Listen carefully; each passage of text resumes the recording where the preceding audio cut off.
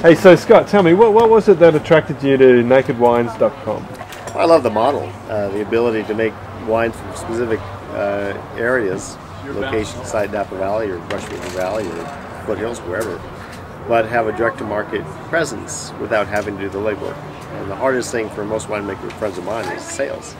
And it's what takes us away from doing what we should be doing, which is making wine.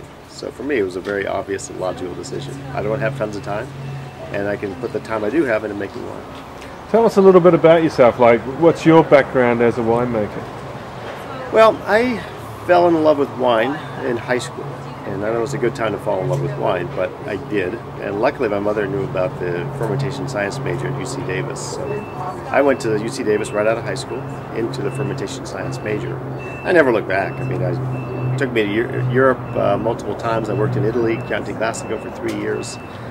Came back, worked for Francis Ford Coppola for 18 years. Just had a wonderful experience in the wine world. And it's just at the end of the day, it's such a natural and beautifully agricultural product.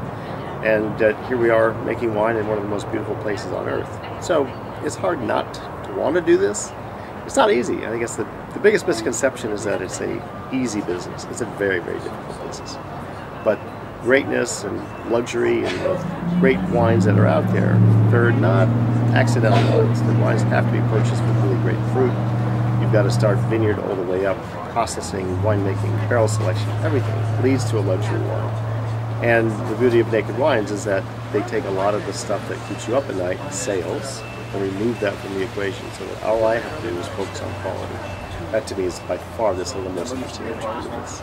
And tell us, what wines have you got in store from the harvest, the 2013 harvest? Oh, 13, just put it on record, I think is probably one of the greatest vintages I've seen in my history in Napa Valley.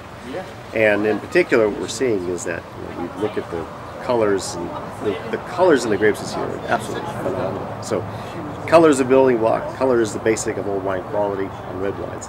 And this year we're loaded with it. So I'm thrilled to be making Rutherford, which is sort of my hometown, Rutherford Cabernet out of there. I've been making from a vineyard I lease up in El Dorado County, some beautiful foothills, Bordeaux blends as well as a reserve tier Cabernet. I've got some Chardonnay coming out of Carneros, barrel ferment, spectacular vineyard site overlooking the north of San Francisco Bay. I feel strongly that by the time all this comes to pass, it's a while yet, but we're going to have some absolutely stunning wines this year. Perfect. Sounds great.